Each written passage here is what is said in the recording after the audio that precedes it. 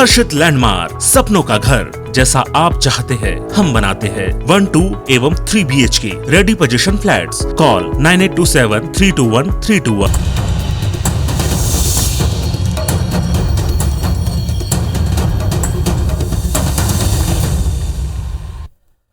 नमस्कार, आप देख रहे हैं IBC 24। मैं हूं आपके साथ विजय कुमार पंड्या। 9 बजे के इस बुलेटिन में आप सभी का स्वागत। और बात छत्तीसगढ़ की। मुख्यमंत्री भूपेश बघेल के पुलिस की समीक्षा बैठक लेने के 2 दिन बाद ही DGP DM अवस्थी हटा दिए गए हैं। उनकी जगह 1989 बैच के IPS अशोक जुनेजा को नया DGP बनाया गया है। 1986 बैच के DM अवस्थी को DG राज्य पुलिस अकेडमी बनाया गया है।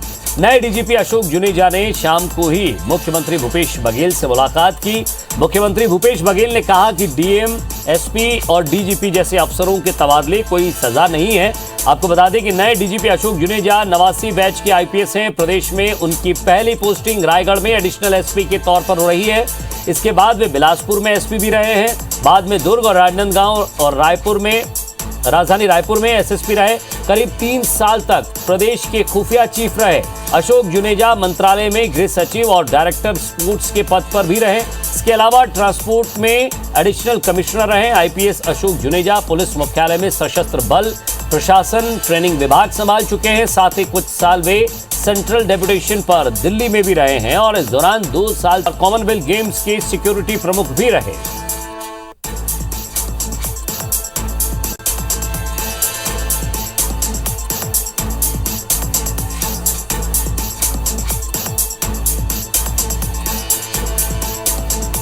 तो ट्रांसपोर्ट में एडिशनल कमिश्नर रहे हैं। पुलिस मुख्यालय में सशस्त्र बल प्रशासन ट्रेनिंग विभाग भी संभाल चुके हैं। सेंट्रल डेपुटेशन पर दिल्ली में भी रहे हैं। 2 साल तक दिल्ली नारकोटिक्स विभाग में रहे। कॉमनवेल्थ गेम्स के सिक्योरिटी प्रमुख की भूमिका निभा चुके हैं। अभी इन लोगों के पास कुछ रहा नहीं। यदि किसी की ट्रांसफर करना कोई पनिशमेंट तो है नहीं। यदि एक कलेक्टर का ट्रांसफर करना है, कि कमिश्नर का ट्रांसफर करना है, IG का, DG का ट्रांसफर करना है, तो कोई पनिशमेंट थोड़ी है। प्रशासनिक व्यवस्था है। झीरम घाटी हमला प्रदेश के इतिहास की वो घटना है जिससे कांग्रेस पार्टी को इतिहास की सबसे बड़ी क्षति हुई। विधानसभा चुनाव के 6 महीने पहले हुई घटना ने कांग्रेस को हिलाकर रख दिया। सबसे बड़ा सवाल रहा कि हमला क्या सिर्फ नक्सली अटैक था या किसी बड़े षड्यंत्र का हिस्सा। पिछले दिनों इसकी जांच कर रहे आयोग का कार्यकाल खत्म होने के बाद उसकी रिपोर्ट राज्यपाल को सौंपी गई, जिस पर बहस के बीच राज्य सरकार ने आयोग में नई नियुक्ति करते हुए जांच के लिए कुछ नए बिंदु इसमें जोड़ दिए हैं।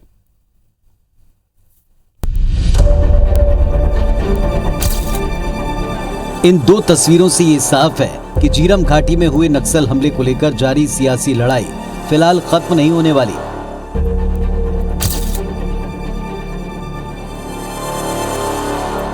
एक और जस्टिस प्रशांत मिश्रा की अध्यक्षता में गठित आयोग ने अपनी रिपोर्ट राज्यपाल को सौंपी, तो दूसरी ओर राज्य सरकार ने आयोग का कार्यकाल पूर्ण होने और जांच पूरी न होने का हवाला देकर आयोग में एक अध्यक्ष और सदस्य की नियुक्ति कर दी। झीरम घाटी में हुए नक्सल हमले की जांच के लिए भूपेश सरकार ने जस्टिस सतीश के अग्निहोत्री को आयोग का अध्यक्ष बनाया, जबकि पूर्व जस्टिस जी मिन्हाजुद्दीन आयोग के सदस्य होंगे। ये आयोग 6 महीने के भीतर राज्य सरकार को अपनी रिपोर्ट सौंपेगा। पूर्व में जारी जांच के बिंदुओं के अतिरिक्त ये आयोग 3 नए बिंदुओं पर जांच करेगा। पहला, क्या घटना के बाद पीड़ितों को सही तरह से इलाज की व्यवस्था की गई? ऐसी घटनाएं दोबारा न हो, इसके लिए क्या कदम उठाए गए? आयोग या फिर राज्य सरकार परिस्थितियों और जरूरत के मुताबिक अन्य बिंदुओं को तय कर सकेगी।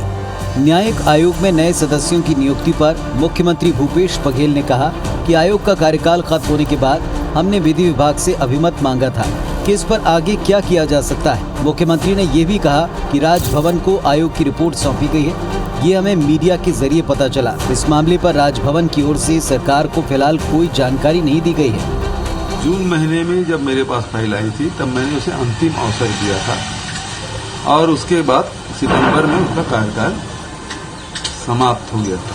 आयोग है वो, और चूंकि उसका स्थानांतरण हो गया है तो मैंने विधि विभाग से अभिमत लिया था और उस आधार पे 2 नए सदस्य उसमें नियुक्त किए गए हैं। जाहिर है कांग्रेस की ओर से झीरम मामले की जांच के लिए नए आयोग की मांग उठ रही थी, जिस पर मुख्यमंत्री भूपेश बघेल ने एक दिन पहले कहा था कि आयोग का कार्यकाल पूरा हो चुका है, रिपोर्ट अभी आधी अधूरी है। ऐसे में सरकार जल्द कोई फैसला ले सकती है। इधर झीरम कांड की नए सिरे से आयोग की जांच पर राज्य सरकार के कदम पर बीजेपी ने सवाल उठाए हैं। बीजेपी का कहना है कि सरकार अपने मन की चाहती है, अगर मन की हो तो स्वीकार करती है और अगर मन की ना हो तो अस्वीकार। सरकार का ऐसा है कि ये वास्तव में कहें तो ये केवल इतना ही चाहती है कि अपने हिसाब से अपने मन की हो तो स्वीकार है, यानी अच्छा गप गप, और यदि कड़वा है तो उसको थू थू वाली बात है। ये कुल मिलाकर के सब जानते हैं कि झीरम में क्या हुआ है। झीरम कांड छत्तीसगढ़ की सियासत का सबसे अहम मोड़ रहा है। जाहिर से जुड़ी हर एक बात में सियासत शुरू हो जाती है। अब सवाल ये उठता है कि पहले सौंपी गई आयोग की रिपोर्ट में आखिर है क्या और उसका क्या होगा। उससे भी अहम सवाल ये, क्या कभी वो रिपोर्ट सार्वजनिक होगी।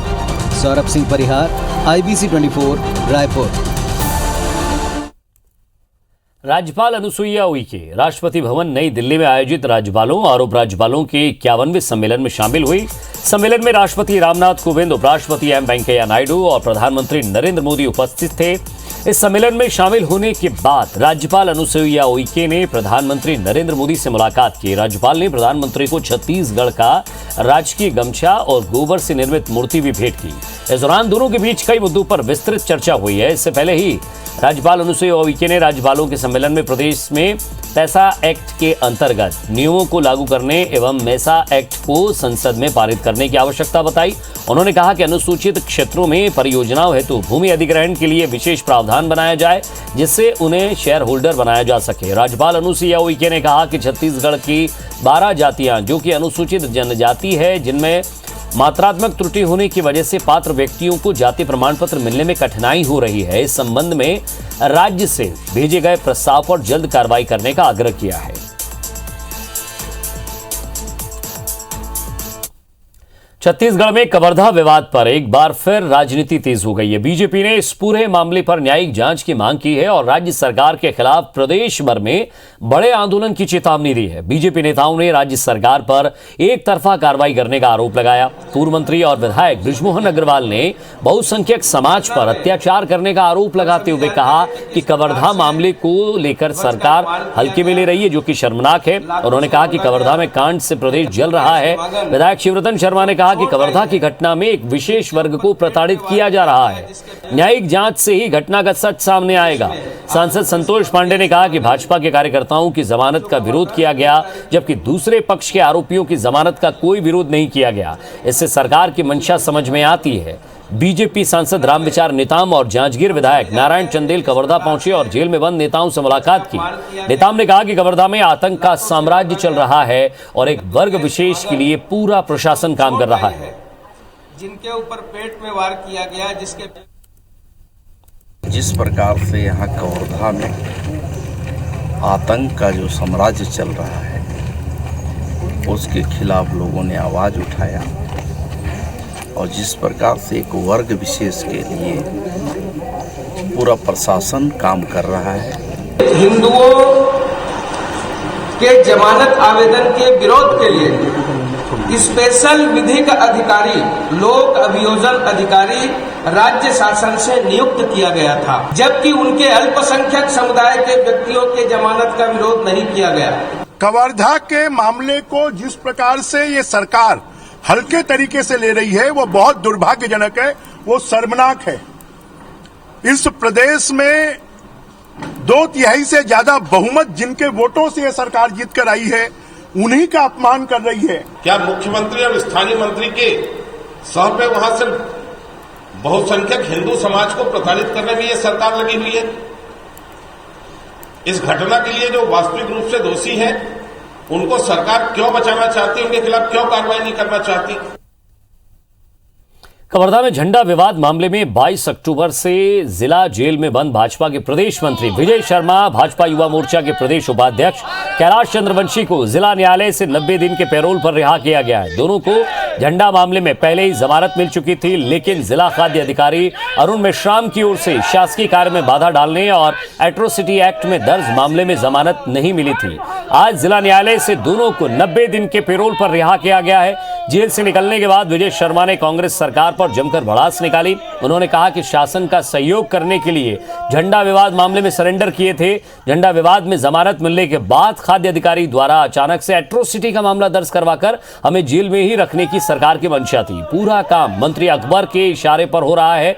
जनता की समस्याओं को उठाने पर एट्रोसिटी लगाया जा रहा है। अब आने वाले दिनों में और ऊर्जा के साथ जनता के कामों के लिए सामने आएंगे। रिहा होने के बाद भाजपा कार्यकर्ताओं के साथ शहर के दंतेश्वरी मंदिर, खेड़ापति हनुमान मंदिर के दर्शन करने पहुंचे।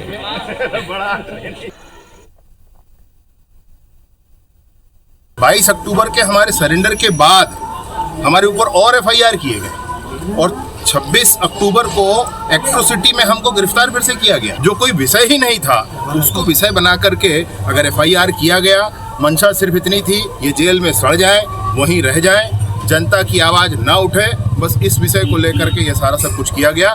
मैं घोर निंदा करता हूँ। भगवा ध्वज को अपमान हुआ था, उसके खिलाफ हमारे हिंदू भाइयों ने आवाज उठाया, उनके खिलाफ एक पक्षी कार्रवाई की गई। न्यायालय के ऊपर विश्वास था और उसी प्रावधान, कानून का जो प्रावधान है उसके अनुसार से आज इनको पैरोल में, मतलब 90 दिन का इनको अंतरिम जमानत मिला है पैरोल में।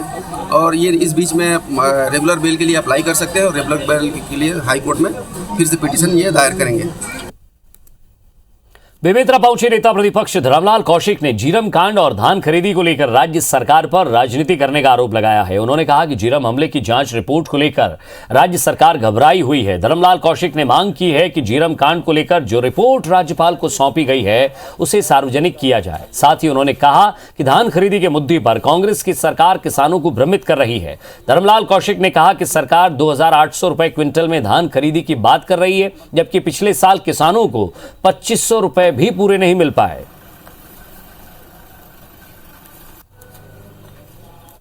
झीरम जांच आयोग को लेकर के सरकार राजनीति कर रही है।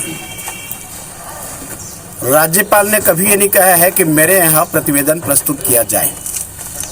यदि राज्य सरकार को आपत्ति है तो आयोग जो बना हुआ था उससे राज्य सरकार को पूछनी चाहिए कि आप सरकार के बजाय राज्यपाल को क्यों रिपोर्ट सौंपे।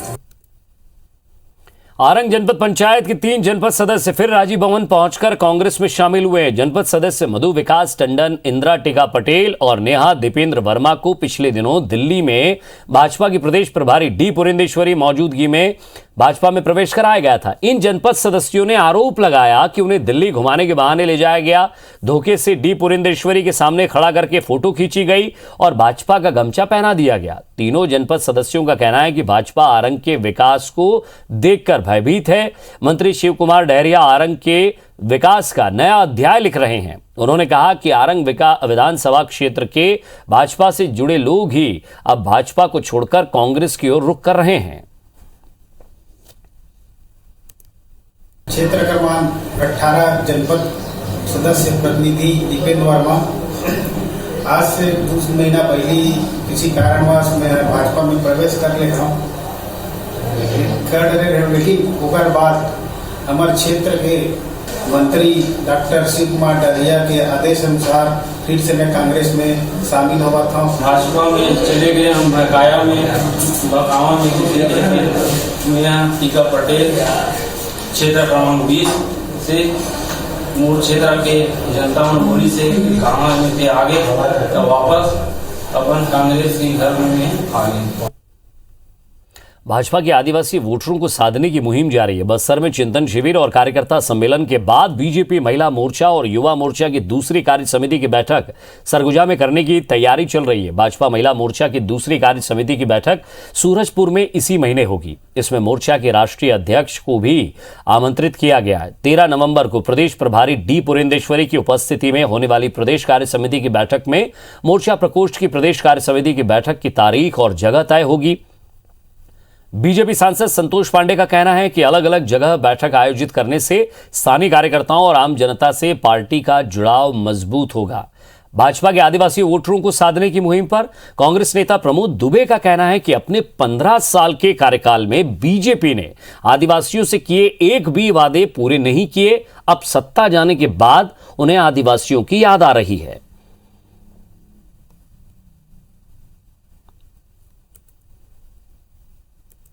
विगत दिनों पार्टी की बस्तर में हुई है, अभी सरगुजा में हो रही है अपने संगठन की, इसके बाद बिलासपुर और दुर्ग में भी होगा और यह सामान्य प्रक्रिया है। संगठन ये चाहता है कि प्रांत के सभी संभागों में और गतिविधियां हलचल होती रहे और स्वाभाविक है कि उससे सब प्रकार की सक्रियता आती है। 15 वर्षों में आदिवासियों को केवल भारतीय जनता पार्टी ने वोट बैंक समझा, तो आदिवासियों के जीवन स्तर को आत्मनिर्भर बनाने की दिशा में भूपेश बघेल सरकार ने काम करना शुरू कर दिया है। तो जो चूंकि भारतीय जनता पार्टी ने उनके लिए कुछ किया नहीं है, अब जवाबी खाली करने से कोई फायदा नहीं होने वाला है बीजेपी को। इस वक्त बड़ी खबर कांकेर से मिल रही है। नक्सलियों ने एक युवक की हत्या करके जन अदालत लगाकर इस युवक की हत्या की। अंतागढ़ के गट्टाकाल जंगल में जन अदालत लगाई गई। 40 से ज्यादा हथियारबंद नक्सली वहां मौजूद थे। कोयलीबेड़ा थाना क्षेत्र का ये पूरा मामला है। एसपी शलभ कुमार सिन्हा ने जानकारी मिलने की बात कही है। तो बड़ी खबर मिल रही है कांकेर के पास से, जहां नक्सलियों ने एक युवक की हत्या की है, वो भी जन अदालत लगाकर। 40 से ज्यादा नक्सली, हथियारबंद नक्सली वहां थे। और ज्यादा बातचीत के लिए हमारे संवाददाता अमित चौबे ज्यादा जानकारी के लिए जुड़ गए हैं। अमित, क्या कसूर था उस शख्स का? कोई पर्चा फेंका गया या कोई सूचना मिल रही है? देखिए, जो कोयलीबेड़ा इलाका है, मैं आपको बताना चाहूंगा, काफी सुदूर गट्टाकाल की एक घटना बताई जा रही है। लगभग 3 गांव के ग्रामीणों को नक्सलियों ने जन अदालत में बुलाया था और दिनेश निरोटी जिस युवक की हत्या की गई बताया जा रहा है, उसको उन्होंने जन अदालत में बुलाकर उसकी हत्या की। चूंकि ये जो घटना जो है वो शाम के 5 से 7 के बीच की है, तो अभी जो पुलिस अधीक्षक शलभ सिन्हा जी हैं उनसे आपको रोक रहा हूँ। कांकेर से एसपी शलभ कुमार सिन्हा साहब हमारे साथ जुड़ गए हैं। सर, स्वागत है आपका IBC 24 पर। धन्यवाद जी। सर, एक जानकारी मिल रही है कि 40 से ज्यादा हथियारबंद नक्सली थे। आपने भी इसकी पुष्टि की है कि कोयलीबेड़ा थाना क्षेत्र के अंतर्गत एक युवक की हत्या कर दी गई है। क्या इन्फॉर्मेशन सर? ये कोयलीबेड़ा थाना अंतर्गत गट्टाकाल विलेज है, वहां से सूचना ये आ रही थी कि आज वहां पे कुछ नक्सलियों ने जन अदालत लगा के एक युवक की हत्या की है। हालांकि आधिकारिक तौर पे अभी तक हमारे पुलिस स्टेशन पे किसी ने संपर्क करके रिपोर्ट वगैरह नहीं दर्ज कराई है, बट सूत्रों के माध्यम से सूचना ऐसी मिली है और प्रयास यही किया जा रहा है कि परिजनों से या गांव वालों से संपर्क करके आगे की जो कार्रवाई है वो की जाए। जी सर, 40 से ज्यादा हथियारबंद नक्सली थे, यानी कि और भी उनके साथ कुछ लोग होंगे। वो जब वहां जन अदालत लगा रहे थे तो स्वाभाविक सी बात है कि आसपास उन्होंने अपना एम्बुश भी लगाया होगा, घेरा भी किया होगा, ताकि वो किसी भी पुलिस गतिविधि या फोर्स की गतिविधि से बचे रहे।